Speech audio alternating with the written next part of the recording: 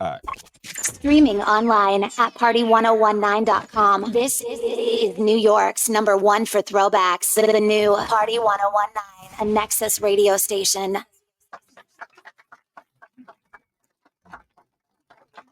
Ladies and gentlemen, welcome to Outside the Booth, where we talk to DJs about DJ life and DJ experiences. I go by the name of DJ Kamish alongside my lovely co-host BX. Hey now. Mr. 212 will be back next week. Yes, DJ Knuckles. Yes.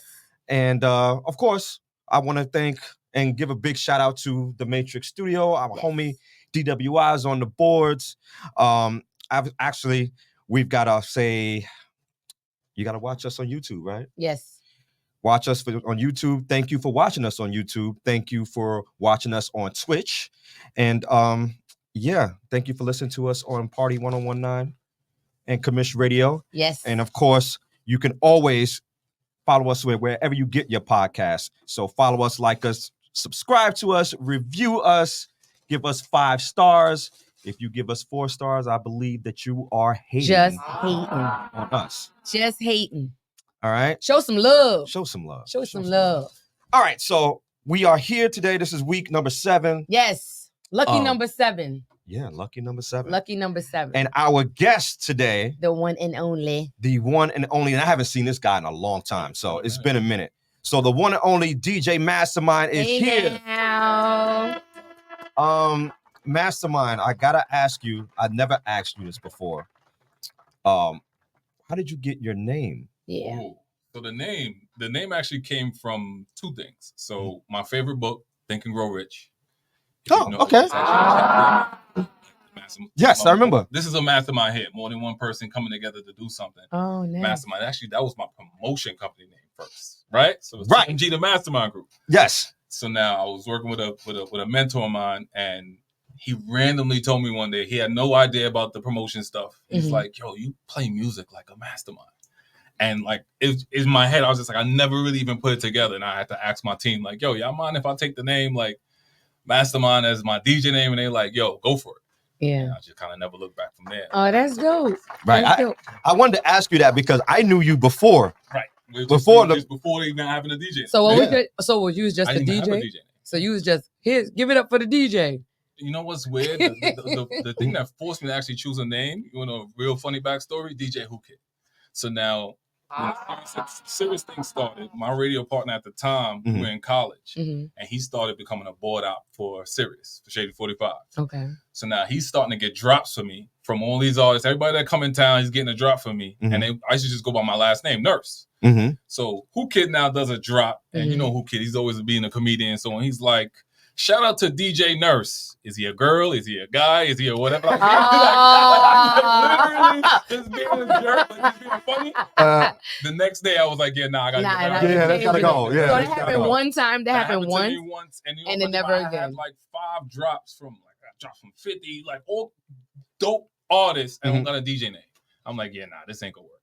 Wow. And then from there, I just took one of Mastermind name, and it just kind of. So 50 gave you a drop. You know I love me some 50. Well, my 50 drop don't even have Mastermind. My first one, I ended up having to get one after when I started working with them on other stuff like mixing for Shady 45 and stuff like that. Nice. We're gonna need a drop from you for us for Outside the Booth. You know everybody says of course, and I haven't gotten one from Mel yet, one from Legend yet. I'm shouting all of y'all out. I mean, you ain't asked. I did. You gotta remind people. I know. I'm trying not to be me. I'm trying not to be me because you tell me yes, I'd be like, yo, remember when you said? You know what's funny though? You don't leave it to chance. You gotta have it set up here. So before you leave, you do drops. That part right there. See? Thank you. That's a mastermind thing. See? Only a mastermind would think of something like that. That's a fact. He definitely checked us on that. You know what? Then I'm not even mad at them anymore. So I take it back. Well, I wasn't really mad anyway. I mean, we gonna get him. We gonna get him. We gonna get him. Sure. Absolutely.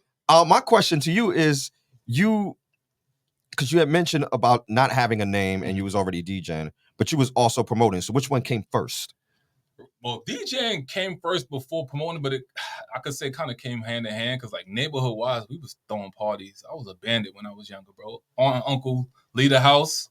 We throwing a party in your house. What? Day. Like that's hilarious. I mean, like you just throwing it down. Showing up That's Project hilarious. X before that was a thing. Like That's vandalizing hilarious. family members' houses. I mean, when you think back of it now as an adult, especially because like outside of DJing, I deal with construction. I'm like, yo, this is not okay. Wow. The How many property people damage, were there?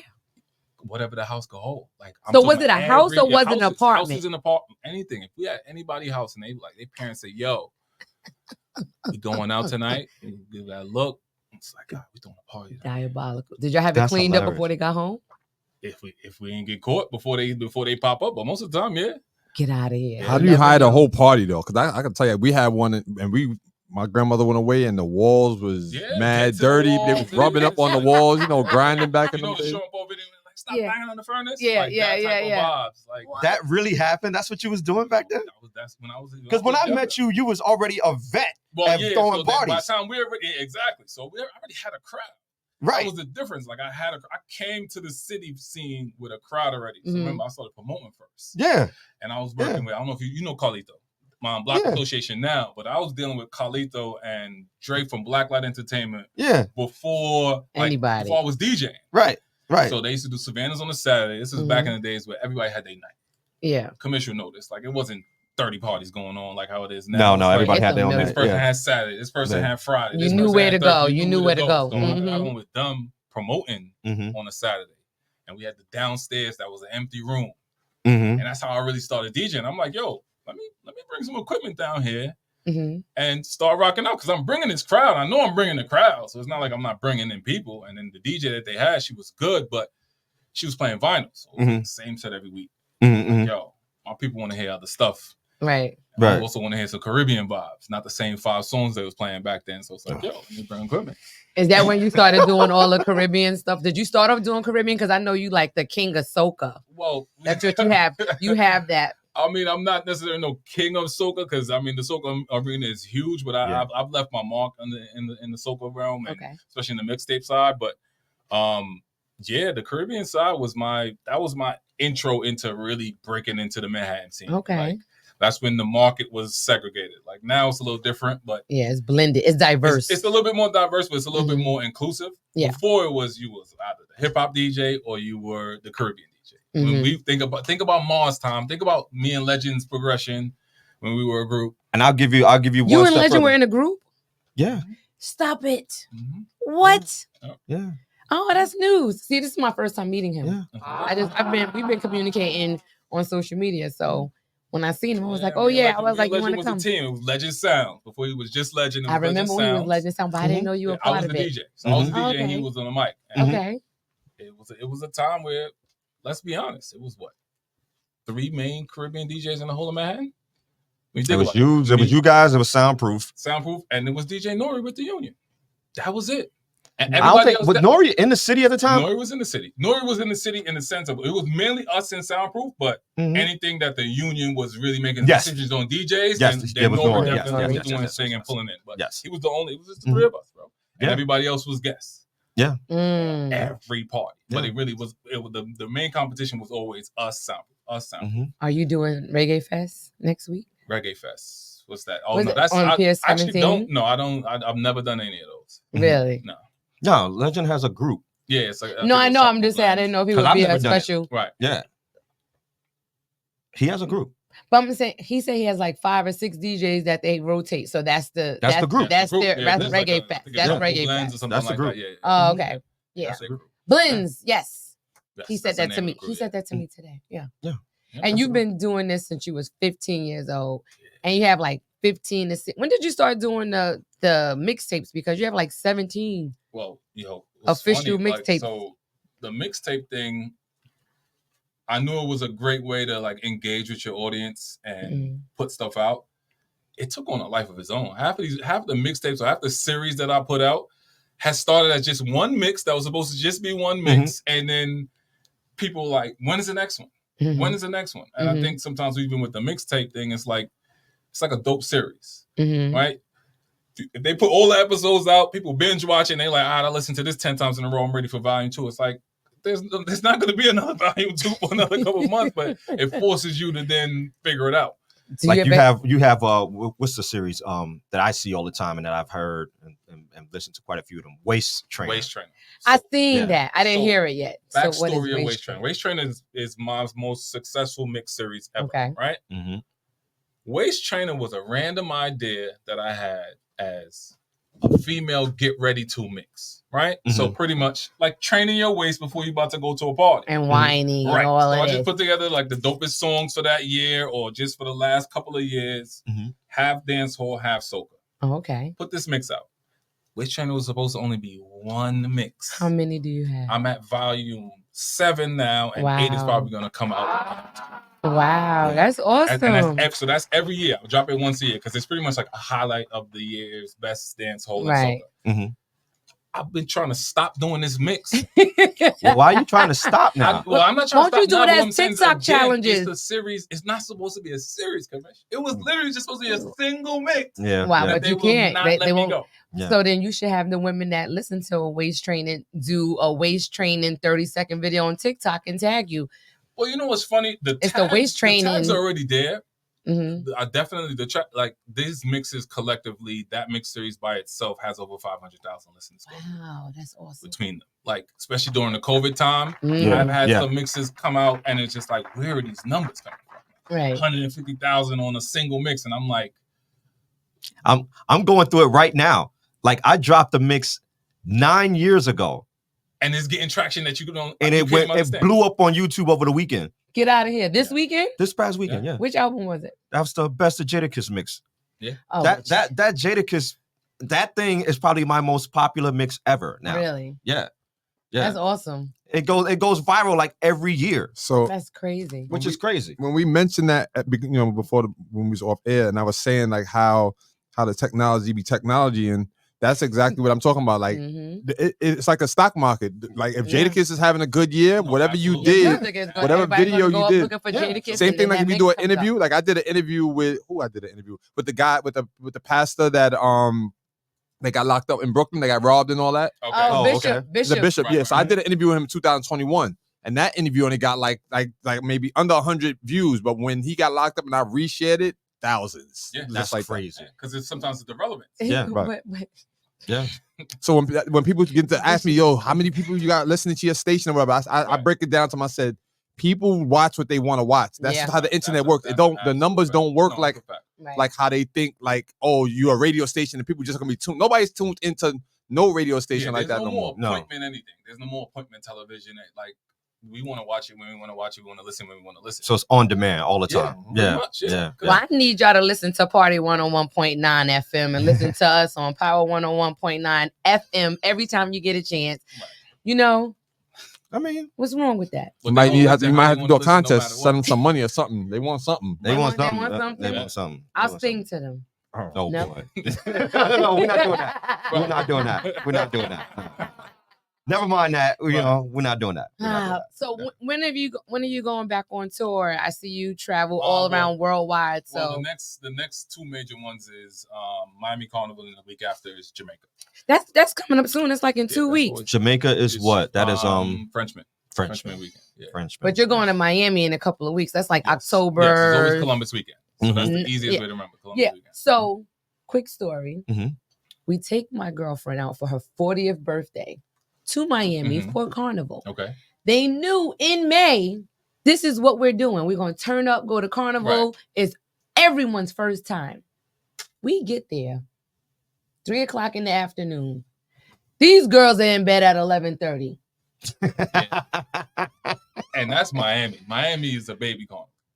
But the real carnival, you ain't going to sleep. Watching the other people that's there celebrating, they coming in dirty with mud and paint and everything. And I'm like, we're supposed to be doing that. Right. They was like, we're ready to go to bed. I was like, so I've never had a carnival experience yet. In Miami? Ever. So wait a minute. What did you do for the job? Was y'all out there that weekend? Yes. And y'all did nothing. Wow. Where'd y'all stay?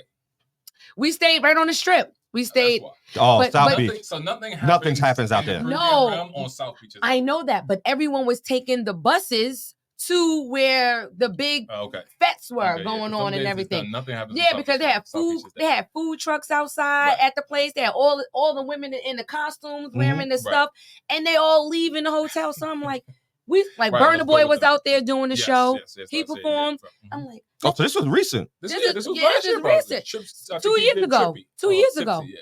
so we went out there, and I'm like, yo, we supposed to be going.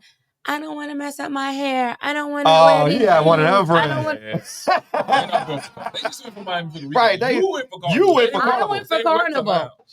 And I said, let me tell you, if you tomorrow, meaning Saturday, Right. if we not out till 3 or 4 o'clock in the morning, I'm not coming back with y'all. Right. Wow. I met dudes at the poolside, so I know who I was hanging out with Right. the rest of that night, just in case they didn't act accordingly. Wow. Yeah. That's hilarious. That's good. But you definitely went for Carnival. I Yeah, went. yeah, yeah. I Your didn't friends even- did not go for they Carnival. didn't- Yeah. No, Carnival's they a was. different animal. It's a It different is. race. I wanted to be an animal. I wanted to be You an want to animal. experience the I full wanted thing, the right. experience. Yeah. And now, and I was single then, so that was awesome. It's awesome to do carnival things single at Carnival. Yeah, because I saw them girls was acting.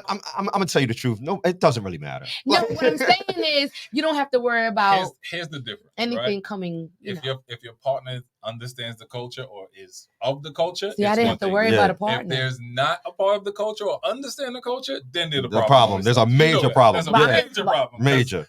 Caribbean, just Carnival in general, I it's a know. different animal if you're in a know. relationship and the person is outside. You of have to being be from the strong Caribbean. enough. No, I ain't got nothing to do with strong. No? No. It's just culturally You you gotta don't know it. understand it. Like, yeah. You just gotta understand it. You You just gotta understand understand the Wow, culture. Because I've even never other been. Caribbean countries, like a Jamaican, if a Jamaican couple goes out, you're Mhm. not dancing on no Jamaican man's girl, just walking up and dancing on. Her. Yeah. That's That's problem. not That's gonna be a fight. Mhm. A Trini or a Beijing or whatever, they it's like, go ahead, you Mhm. dance on my girl, I dance on your girl.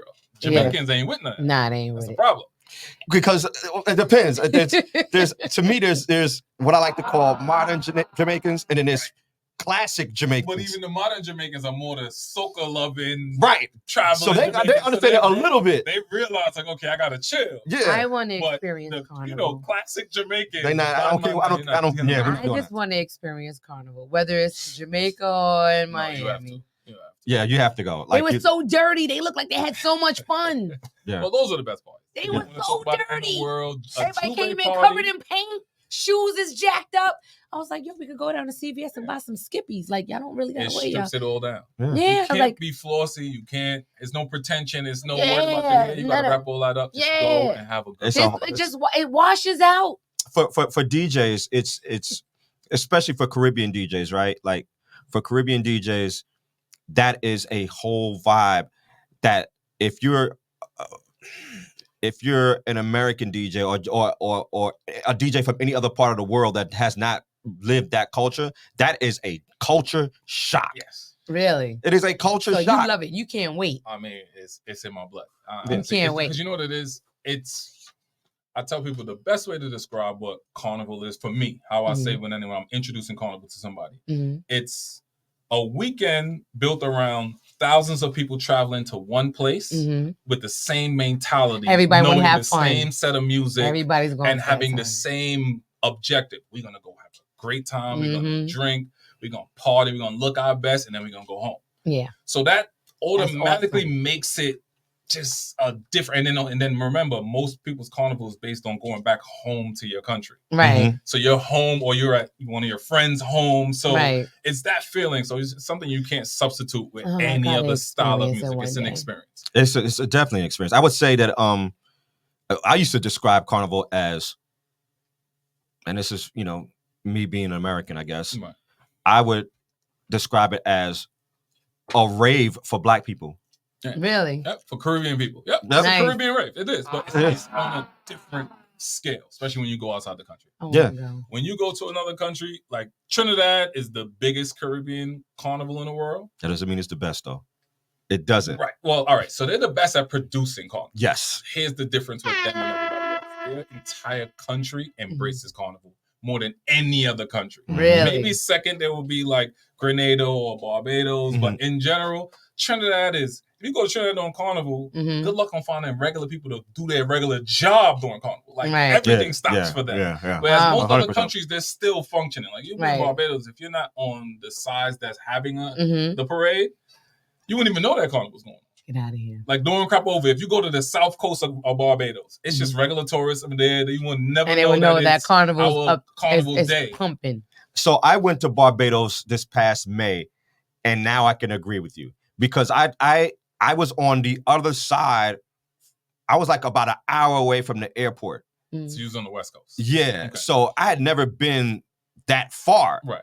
So I can see it now. Like, yeah. And funny thing about you think it's an hour. It's not an hour. Nowhere in Barbados is an hour away from anything. About a half an hour. Yeah, about half an hour. About and that's far on the island. Like, yeah. we go from top to bottom of Barbados in 30 minutes. Yeah. Yeah. Like that's home. And that's I mean, home. like it's that's amazing. Where you're from? That's where I'm from. So I'm half Jamaican, nice. half Guyanese. Oh, okay. On the Carnival side, it's all Barbados. I didn't know you was half Guyanese. Really? No. Okay. Yeah, I'm half Guyanese. I'm half Guyanese. My mother's from Guyana. So my entire immediate family is from Guyana. Get out of here. Only my father's side. So I'm the only non-100% Guyanese person from my immediate family. Oh, everybody else is born in Guyana. I'm the only American-born grandkid from my grandfather. Yeah, 20-something plus grandkids. Nice. I'm the only one that's born outside of Guyana. Wow. Yeah. Wow. So you're the special baby. I'm the different one. I was always pretty much. I was always identified as Barbados because even from my family, it's like, oh, that's the Beijing kid. That's the Beijing boy. I'm the only one that's separate. But I'm like, oh, that's the Beijing boy. And me and my father was super tight. Me and my entire family was tight, but my father and me were inseparable. So right. It was like, yeah. Do you have any kids? No kids. No kids? No kids. You and Kamish. I want to see a DJ come here that say, yo, I'm teaching my son how to DJ and stuff like that. Listen, I got my friends. This is my little nephew. Right. He's 14. He's out there doing soca parties right now. Oh, you teaching He's going him? to Miami Carnival this year. Get out of here. He going to be spinning?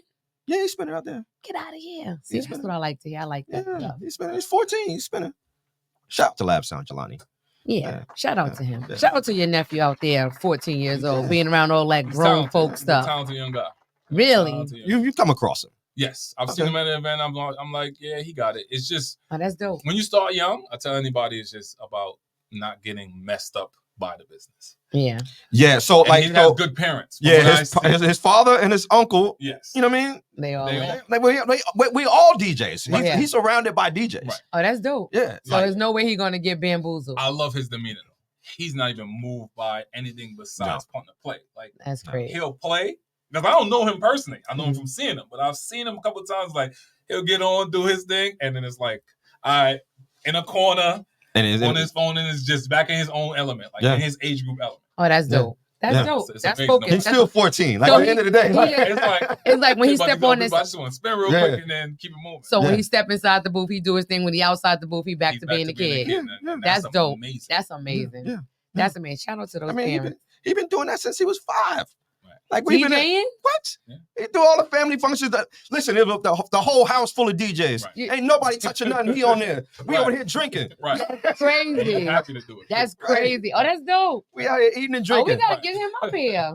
We gotta get him to step outside the booth. He ain't coming up here yet. Right. With his parents. With his uncle and his dad. He ain't coming up here yet. He don't want to talk to nobody. Well, you know, it's time to have to ask my question. Okay. It's a hot topic. Okay. Diddy. Oh boy. Real political. I'm not going political. Okay. I'm just going by with everything that you hear now coming out. When you guys were coming up on the scene and you guys been around that culture and those parties and a lot of those artists, why is everybody so quiet right now? Or do you have an opinion? You have an opinion? Because I think he going down. I think they're trying to get him for a RICO. That's what it looked like is lining him up for. They have to frame it. If you know anything about criminal justice now, when you're going after somebody big, RICO is the only way to make things really stick. Yeah. Because now anything that's associated with the RICO or the organization that you create, even if it doesn't exist, can take the organization or the person you're targeting down. Right. So, I mean, we all know about the history of hearing about bad things with Diddy. Like, not saying, I don't know, yay or nay, but the whispers have been going around for a long time. I just knew about the whispers with him stealing your publishings and not giving you a good record deal, but I didn't know the extent of the Diddy party. Right. And we don't. I don't either, because I was never into that. I went to one or two of them, but again, It wasn't what And the it stuff was. I Not, wasn't that. it No. wasn't that. Yeah. I've been No. to public joints. I never been to no Yeah. private. So it's like, you know. Yeah, we never. I went to a few public joints. Right. Oh, you didn't go to the private? No, Kins and like, nah, I'm we going to wasn't doing public that. joints. That's like Nah. his productions. I mean, he was one of the biggest promoters when we were starting. He was still doing parties. And Yeah. And you wanted to get that invite. Yeah. It was the biggest event that was event. happening in the city for that month. Yeah. Yeah. So we go to that, but when it went to the other side, it's just like, It you know, got at crazy. the end of the day, It it's got like too crazy. with power comes responsibility. At some Mhm. point, you got to realize, like, yo, just be a good person, bro. Yeah. Yeah. Like It all stop comes taking down it, to like it. at the end of the day, Yeah. stop trying to take advantage of people because you're more powerful or you're more connected or you're more whatever. But isn't that the game though? Isn't that the music industry? That's the bad part of the industry. That's the bad side. part of the industry. That's a bad part of DJing side too, to a certain degree. Yeah. But you know, that's the bad part of any industry, Yeah. really. Yeah. So, is there any bad part to 1,000 bottles of baby oil? Listen, I didn't even understand. And shout out to my we're on Twitch right now. So Right. shout out to my Twitch followers Yes. and shout out to my followers on Twitch who are now on my Discord. Okay. My Discord blew up Okay. yesterday. Right. Really? 'Cause I think you About asked the that. question, right? And I was like, what is this 1,000 bottles thing? Right. I didn't realize until I got in the car and somebody called me It's and told me 1,000 what that was. I was like, oh. But you have 1,000 bottles of baby oil / and lube. Right. In 2 houses. I mean, if you really think about even that, though, that's deprivation. mean- They're really looking just to destroy. Yeah, Yeah. they're trying to. I'm they like, make why it- is that even image coming out? as Yeah. much Like, as why- get why- actually charged but- with anything, 'cause But it's what really if it really unnecessary was information, but 1,000 it's bottles? clickbait. What if it really was 1,000 But bottles? exactly 1,000 though, like Right. out of all numbers, out of all numbers, 1,000. I didn't open the 1,000 pack. bottles. Literally been 100 bottles. Like, Or it could have been 10. It could have been 10. They didn't open the pack though. But that one was used. Like it's a Right, fresh right. 1,000, fresh pack. Yeah, they're going hard. They just in the stash, right? Like they in a pantry or something. What are you That's doing? crazy. That's crazy. I don't understand. I mean, I don't understand why that information went out. Yeah, I mean, it was funny as hell. Right. it's But- funny, but it's not. I mean, It's but funny, if you- but if it's you- not if funny you if that's destroy what. him Yeah, in the court of public opinion first, Yeah. anything after. It's like, Yeah. all right, Right. we need some And think about who's working in the feds now. The feds are not old white guys no more. They're people No. our age yeah, that yeah. that might have a disdain for Puffy. yeah. So they going. Think about it, The right? dude from They the Southern trolling. District of New York is black. But just think The about district it, attorney, right? wasn't it? Yeah. Darren We- Williams. Damian Williams. He's my same name. Early 40s, Mhm. and we're 20 years into our career as DJs. Yeah. You know what I mean? As professional DJs, Yeah. not just messing around with it, but like actually doing it professionally. Yeah. So guys that's been in criminal justice Yeah, from their was early 20s, they're now the guys that's running things. So yeah. when you They were really probably think at that party. Oh, early come in the on. beginning. In Or the maybe they beginning. didn't get in. In the beginning, I'm saying. In the Yeah, but beginning. listen, Like the Maybe parties that we went he was into. a big promoter. That's He was yeah. a big Think about it, he promoter. was the big promoter in He the used music to do all. Yeah. Wow. Oh, Yeah. I just. The crazy thing is that, you know, I feel again, bad. as DJs, I know there's a lot of people who benefited from him Mhm. and who got jobs and careers and Yeah, and all of Some that of the stuff big office. Yeah. and became, you know, who they Huge. became. right. Mm-hmm. So it's like I asked this question on Instagram earlier today and well, actually on all of my social media platforms earlier today. And people are very quiet on Instagram, but they're starting to chime in on Facebook. The question was, all right, now as DJs, you gonna cancel this dude or what? Because if you can't, and if That's you a do lot cancel of him, music to cancel. if you It's do too cancel much him, you gotta music. cancel everything. So I can say this as Commission is my boy. It's like Mhm. my bro. Somebody that I look to it when he said this, the question he asked, Mhm. I was like, yo, Commission, you going too Did you- far. did you man. ask- You're going too did- far. So when because he asked a valid question. So what he was like is, if we cancel Diddy, okay, but are we canceling his entire catalog? You can't. I ain't canceling Mary. I ain't canceling Biggie. I ain't canceling nothing. Total. Of the You're not Bad Boy canceling. catalog. Nope. Right. But I'm not gonna lie to you. Since all of this started, loading a Diddy song, you load it and it's like, I ain't playing that, bro. I don't feel like it's like I just don't. The songs that's his music. Right, There right. were certain songs like if I'm warming I up a think- party, Yeah, because you I did. Need a Girl. It's like one of my favorite records to Yeah. play. Yeah, Right? yeah, Him and Usher version. yeah. It's like one of my go-to records. Yeah. You know how many times I've recently, like, I'm at a party, I loaded, I'm Like, like, nah.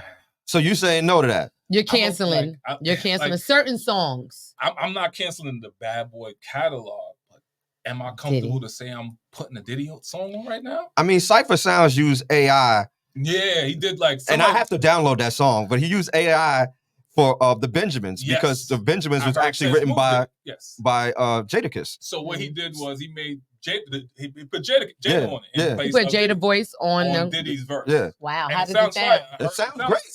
What's his name played it at a block party I was at with I was with Goldfinger and in the summertime for a block association block party. Okay. And Ted Smooth played it.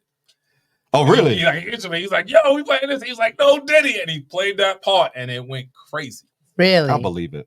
Really? Went crazy. But it does sound good, though. It sounds crazy. You know what I mean? It sounds crazy. It does sound good. I ain't gonna lie. The rest of the catalog, I'm gonna play Biggie forever. Listen, I did a fight party Saturday because Canelo Alvarez. Yeah. I did a fight party in the city.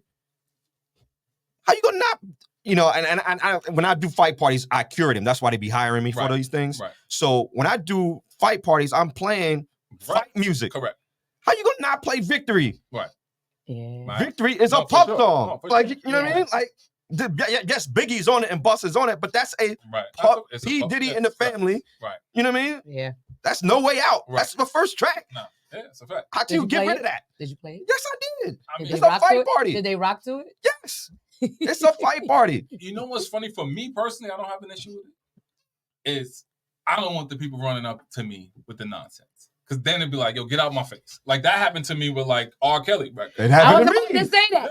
But the whole thing is like people running up on you, like even like self-answers. If you hire me and you come and say, I don't want you playing this at my event, with all due respect, I gotta listen to you. I want to hear R. Kelly. I keep telling you all the time. I want to hear R. Kelly. And I wish Knuckles was here to because I tell him too. Right. Listen, my audience, I got D9. I got D9 people, which means I got sororities. Right. They are not trying to hear that. No. You know what I mean? R. Kelly was talking about his stories through his music. Right. No, it's a fact. And people come to you and like let it know, like, listen, no, we're not doing that.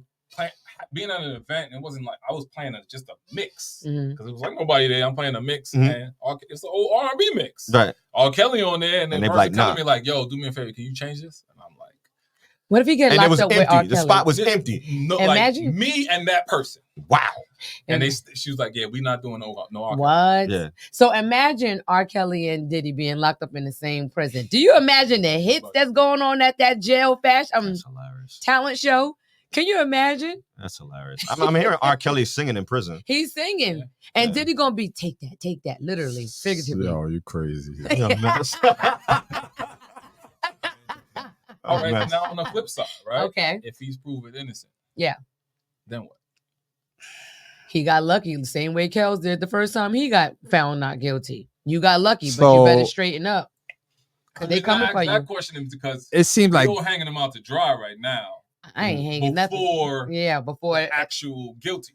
Yeah. Because that's the worst thing. Like being guilty in the public eye. Yeah. It's worse than even when you get acquitted. Look at OJ. OJ spent his whole life as being a murderer, even though he was acquitted. Beat the case. Yeah. I mean, I listen. I look at it this way. I personally believe he's finished. Personally. Okay. All right. And the reason why I feel like he's finished is because his biggest mistake, and my girl gets mad at me when I say this too, but his biggest mistake was going after Diageo. Yeah, with and pulling the race card on Diageo. Yeah. You do not do that when that's your money. Yeah. You don't play with your money. You know what's the funny thing about it? Take away the money. When you're dealing with companies on that level and magnitude, that's your protection. That's your protection. So remember, the association with you. He lost his blanket. Correct. He lost his security blanket. You can't go down if you're making me hundreds of millions of dollars. The reason why R. Kelly got off the first time was because he was making the money. He doing Olympic songs, all these big songs he was doing for everybody, writing for Celine Dion and this. You're making the millions. He had Jive Records. Yeah. As soon as the reason why he's in prison now was because when that movie, that first documentary came out, he got dropped by Jive Records weeks later. And as soon as that happened, your money gone. He was in custody like 2 weeks after that. Yeah, no more protection. There was no protection. No protection. Same thing with Diddy. Right. No protection. Diddy got that. Diddy went after Diageo. They cut ties. He had to leave Revolt. Everybody cut ties. Labels dropped him. Everybody cut ties with him. Yeah. And now you hung out here to dry. Yeah. No protection. No protection. And now you have lawsuits after lawsuits. After lawsuit. Right. Men and women. And it's men and women. But you know who I want to hear from? Where the hell is Farnsworth Bentley? Oh, you're not gonna hear from him. Yeah, where is he? Out of all people. I mean, No, I'm just saying, but like I'm just saying, like holding the umbrella. What benefit is him to even say no, I'm not saying benefit, but I'm just saying like people that can probably vouch for him that he's not that monster if he wasn't. Oh no, there's no unvouching. What I was gonna say, that's the bad thing. And you go finish what you're saying. Yeah. Sorry to cut you, but no, I got it. The funny thing about it is you never hear nobody coming out. And Nobody. Anything on the other side. Yeah, nobody's saying I don't see Puff to be that. Everybody's saying I hope it's not true. It's too hot. When is somebody going to say I don't believe Puff is that type of dude? Listen, that's what I see. It seems like the guilty verdict is closer than the not guilty is. Like it seems like the way that he positioned himself with the whole New Year's went by, you heard not a word. Right. If you got some type of innocence or you got a swag about you that you didn't do something, at least this is how I am. I'm gonna keep living. I know it breaks you down, but like how he's now out in Harlem and then look, he's out for 2 days and they snatch him up. People saying that he had a death wish, like he was out there with no security, like he just wanted somebody to shoot him. Nobody gonna shoot you now. You hot? Gonna shoot you? Nobody gonna rob you. And then you go up to Kingdom after the championship game. Come on, nobody's there. Overall, he has to stay silent because I mean, in the realm of that he plays and the amount of media, you got to wait that out. Yeah. You gotta let the media cycle recycle itself. You gotta let. I don't think he should have did that. I don't think he should have did that apology video after that news came out with the security footage of him dragging Cassie by her hair. I don't think he should have tried to clean that up. He had to try to clean it up because he had already came out before it happened, before the video got leaked that he didn't, nothing like this happened. Yeah. So now it's just recovering. Oh, my bad. I didn't realize y'all had video. The video was bad because he looked like he was high. Right. But that was or coming off of a high. Right. That's the part that looks bad. And I'm like, yeah, you shouldn't have done it if you're coming off of something or on something. If you know you did it, why are you making pre-videos? Like, it's like, you know, I'm like, Kamish punched me in my face. And then we go out and say, yo, I never punched him in his face. And then the video. There's a whole video. Like, bro, it's going to come out even. And you remember that you actually did that. Right. That was a thing. Like, because you understand, like, you did it. It's not like it's never happened. If it never happened, then stand on you innocent and let them find evidence of you not being innocent. But if you know, like, yo, bro. I mean, he's in prison now, and I'm like, you know, the word goes around on social media, whatever. Like, couldn't he have done what Russell did and just left the country? But what did Russell do? See, we're going to a whole nother thing. We're supposed to be talking about you. I'm sorry. But I just had to ask that question because since Diddy's such a hot topic and he's music and you guys are DJs and y'all play his music. For us as DJs, it's sad that we're going to be at a crossroads with the amazing music that the man did produce, because we can't take that away. Nope. The music that this man gave us as a community of DJs for decades is amazing. For decades. Yeah. The human factor, he dropped the ball. Yeah. I mean, I look at it this way though. If you go back, and DWL probably agree with me on this. If you go back on the amount of music out there, there's so many artists that would probably shit people behind, of course, the music. Right. So. Right. We just don't want to know it. You just don't want to know it. Don't want to know it. We're in a hypersensitive environment now, where, you know, and we're also in the middle of cancel culture. So, there is that, right? And I think we're of a certain age where things actually matter to us now emotionally. You know, mystical song was a blind eye to certain mystical things. song used to be a song, but then I think what he went to jail for, and then his behavior after that, and I can't get into Shake Your Ass no more like I used to. Right. That's a monster record. Right.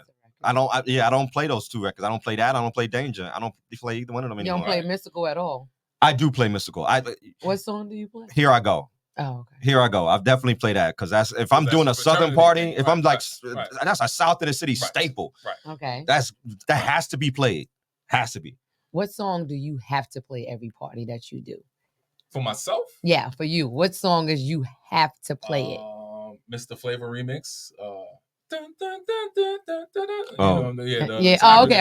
Song. Yeah. For me, it's like I play that for me. Really? You don't even care about nobody else. Don't get me wrong, it hits every time. It's a It's a classic. Automatic. It's an automatic banger. Get the party going. Shower remix. Every time that comes on, you can play it from anywhere you want to play it. Yeah. It's going to hit. Yeah. Really? But I play that song for me. Yeah, that's your favorite song. It's like my favorite song to play. Okay. If I'm playing like a Caribbean event. Okay. And funny thing, shout to Scoop, rest in peace. Yeah. Crooklyn Clan remix is like, you can't go wrong with that. Yeah. Everybody plays that song. That record. Can't deny it. No matter where you need to go, yeah, that song helps you go. Yeah. It's one of those reset songs to me. Like anything reset, turn up. Yeah. It just changes whatever the direction trajectory you're going of the party. After this, it's okay to go there. Yeah. It's okay. Some promoters that I play for that. Every time you play the event, you don't even know where the people gonna be from. Right. Because they're really good at online marketing. But that song is international. So it's like before I even play a song, I'll load that song up and be like, all right, where y'all from? And then people start shouting out whatever countries or state they from. Then they tell me that I could play that and then go into wherever they told me they was from. And it never misses. Never. Oh, that's dope. I've never been anywhere in the world that song hasn't worked. Let me tell you, since you brought up Fat Man Scoop, again, condolences to his family and our very own DJ Knuckles. Yep. But we were at the memorial services at the Apollo last week. And when I tell you, didn't they, they turned it into a whole party. Yeah. SNS opened it up crazy. It's SNS. Yeah, he opened it. He had it rocking crazy. Then we had some live performances. Busta came out. Kid Capri came out and said something. But when I tell you at the end, because I was wondering, the whole service is going on. When is Knuckles going to come out and say something? Knuckles came out and shut it down. Nice. He gave him the tribute that every DJ and every party goer can appreciate with, and then to play the Crooklyn song. Right. Nice. Killed it. And those speakers sounded nice in the It did sound good in there. I haven't been in there enough, and then now being up in the audience, just watch, like I'm like, oh, I see why these they be jamming. That was my first time ever in the Apollo. Get out of here! Yeah, that was my first time because I forgot you from Staten Island. No, I'm not from Staten Island. I'm from the Bronx. You're gonna stop. It's just that I was never into going to amateur night and all of that stuff. I've never been to that, but I played at the Apollo. But you a DJ. What am I doing? What am I doing in there? You're a DJ. All of these shows, BX, all of these shows that happen. Now they have good shows that I want to go to at the Apollo now. But back then, I wasn't trying to go see them old heads. Oh, wow. I wasn't trying to go. I wasn't trying. I didn't care. I wasn't trying to go. I'm being honest. Define old heads. Who are you talking about? BB White and CC? Yeah, I don't want to see them. I don't want to see them. That's all they let in the Apollo back in those days? Back in the day, yeah. Remember, it was nothing but old people in the Apollo. So Dipset never could play the Apollo till now? No. You're throwing me under the bus. I've been in the Apollo working too. But I'm saying y'all working. I'm talking about me to go. If y'all going and y'all going for a certain artist or whatever the case, if y'all warming up the crowd or whatever, that's one thing. But I don't see you coming out there with Patti LaBelle. I don't think I've ever been out there. I would go see Patti LaBelle if she was at the Apollo. Never been to the Apollo for a concert. This is what I'm saying. Yeah. So then what are we talking about? No, I've been to Apollo, but I've been to Apollo to see comedians. I've never seen. I don't care. I've never seen a concert. Okay. Yeah. And then I also saw Fat Joe when he did but he just did it. But he just did it recently. Yeah, recently. See, but these things I would go now because the Apollo is now becoming more modern. And now, I swear to God, it's just me, but I feel like y'all just do now. Like now the DJs are getting the props and being brought to the forefront for certain parties and events because nobody wants to go to these things if they don't know who the DJ is. Is it just me? I don't think it's that. I think that, and Mastermind, we've been at this over 20 years. I think the opportunities for DJs have evolved. Right. Over the years. Like when we started, it was mainly just clubs. Right. Like there was some of us that were doing corporate events, but it wasn't it wasn't what it is. It wasn't now. it wasn't what Everything it is now. Every part of DJing is a full-fledged industry now. Mm-hmm. Full-fledged corporate, full-fledged wedding, full-fledged travel, full-fledged clubs, and it's all encompassing, but it's different now. And then I think what we got back to your point, is DJs are taking back the forefront because DJs are now producing a lot more events. That's awesome. Like how it originally was. You was doing that originally. But that's how I got in it. That's the only way I got in this game, Commish. Like, let's be honest, right? Mm-hmm. The Manhattan scene was already solidified by the time I already came in the sense of like big promoters already doing their things. Clubs had their own movements. Mm-hmm. to get in outside of just begging and borrowing and stealing, you had to figure out a way to get in. I knew my way to get in is, I could bring people out. Yeah. So all right, cool. I want to play at this spot. I'm gonna book it in, and you're gonna fill it up. I'm gonna fill it up. But you were ahead of the game at that because no one else was doing that. Like you was one of the youngest to come out with your own audience. You know what's funny, Commish? You say that, and it's the truth, and it wasn't intentional in the sense of like I wasn't saying, I want to be a pioneer at doing that. It was out of necessity. It was my only way in, and it was something I had. I had a crowd. I could bring people out. I could make people party. So it's like, all right, I want to get in. I want to play in these rooms. I want to play in the city. Like once I got to the city, honestly, I didn't look back to any other borough. It was Manhattan or it was nothing. So I knew I had to bring out and make myself a marquee name. And the only way I would do that was by throwing events. What's your first big party in Manhattan? My first big party. Ooh, that's a good question. Well, it's a kind of a collective of a few things. So what happened was I was already doing Savannah's Saturday nights, right? So we had like one of the most popping Saturday night parties that I was part of the promotion and then started DJing. But then as I branched out, I joined a crew named LXP. And we went from regular small rooms to Mars 2112. Mars, yep. So we was doing Mars and like Mars was packed and that line. Yeah. Like capacity. It was every month. Yes. We would do that every month. Mars, Supper Club, all those spots. And it was just like, from there, just kind of, I went from being in a group of 10 guys, which is LXP, to then eventually my personal crowd growing so much where I started doing Mars by myself. Wow. Yeah. That's dope. Yeah, I remember that. Yeah. And it was like, I've probably been to one of your parties and didn't know, because I used to be at Mars all the time. You at Mars on any holiday Saturday or any Saturday that was going on. That was all the time. I was in Mars almost all the time. You partied with Commission Mars, or you partied with DJ Will and Mars. It was everybody. Yeah, it was. You weren't partying with me in Mars. Let's speak. You weren't in Mars, but you know what it is. Though? I was in there, but I wasn't playing. But you know what it is, though, Commission. You were one of the first DJs that always had residencies before everybody. In our circle of DJs, that's the one. Like you had residencies at spots. You weren't necessarily the mega room guy or the big room guy, but you was working 2-3 nights a week minimum off of just residencies, and then your spot. It's funny, I can't get a residency now. It's crazy. It's just like that now. Not like it used to. But it does exist. But everything's promoter based. Yeah. If you have a residency, it's like a restaurant or a little brunch or something. It's far different from what we were dealing with. Yeah, nobody was doing brunches back then. No such thing. There was no such thing. You have a residency with a brunch? No. No? No. So how you always at Boulevard Killing? That's shout out to my homie Pete Monsanto. That's his residency. Okay. I fill in for them whenever they are out of the country or something, or out of state or whatever. Okay. But yeah. It's different now. It's a different ballgame. Like even this new landscape of DJing is so interesting. It's like in a dope way. Like I see a lot of younger guys or the younger movement, like they're building actual movements. Like I used to always preach, but now it's just different. They party different. They DJ different. It's new. It's fresh, and I like it. I like where it's going. So how's the game different for you now?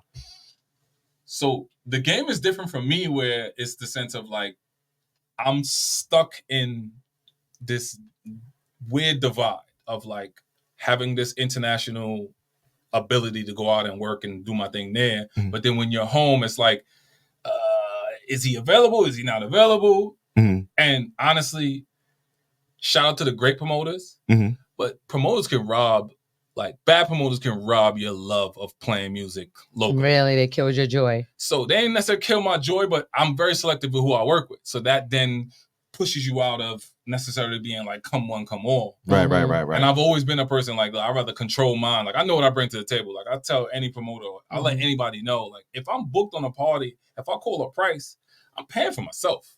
Right. Just with the people that's gonna come in the door. Right. Put my name on the flyer and I push it. And so I'm gonna pay myself. Right. You know that at this point. Like you seen the business model or you seen the way it needed to be and you made that adjustment even for yourself. Right.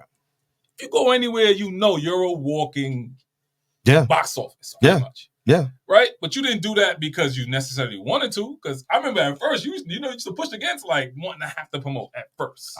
I was dead set against it. Right. We used to have those arguments. Yeah. Like, I was dead set against it. Commission, how else am I going to get in?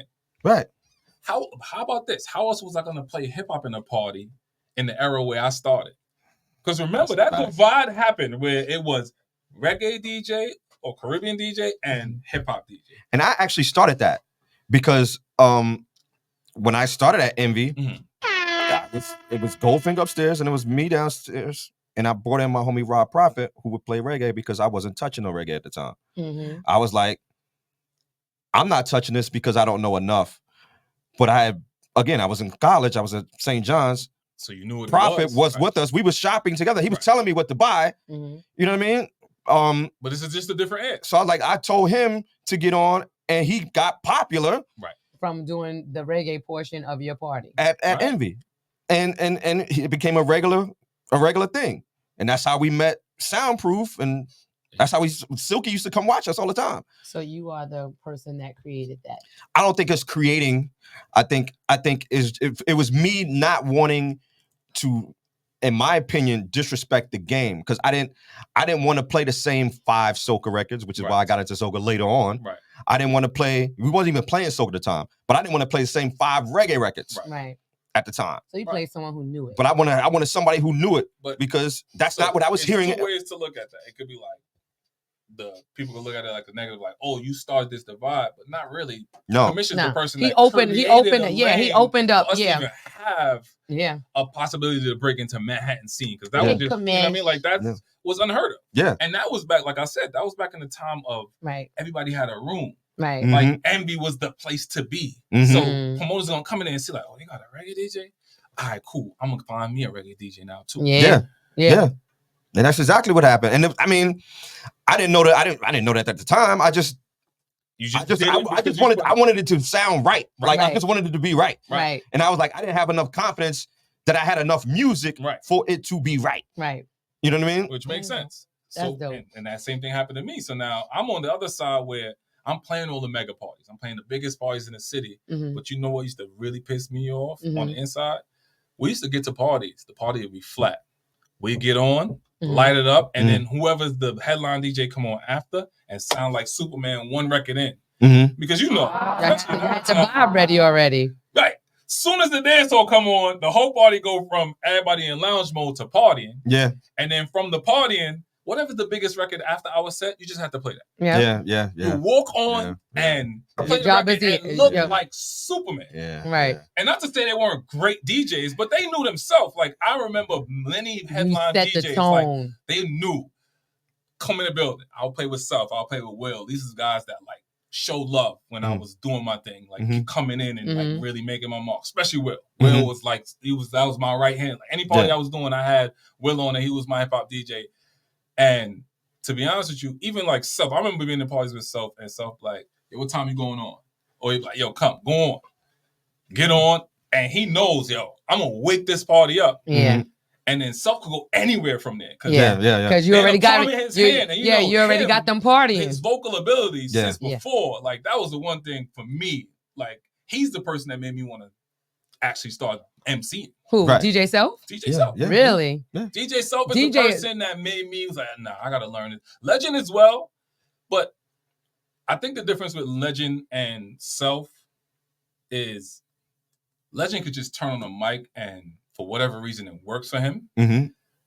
You could tell Self is so much more calculated with the mic work, especially in the era of like early 2000, like that was Self. You could tell these he knew how to get everybody going, and it wasn't just like the cookie cutter stuff. I remember it was a specific set he played that I was like, I have to learn how to do the mic because I heard that set. He had a Mary J. Blige set that he used to play, and it was I wasn't even on the party at the time. It was at Mars, and he was playing this Mary J. set, and I'm watching this man dismantle a club of 2,000 people in it. With Mary J. records at prime time when it wasn't no hot new Mary J. records. Right. And I'm like, nah. Yeah. I'm going home to practice. Right. Wow. That's dope. That's dope. Nah, it was no joke. So I have one last question before we go. If you could speak to your younger self, what advice would you give yourself? I could speak to my younger self.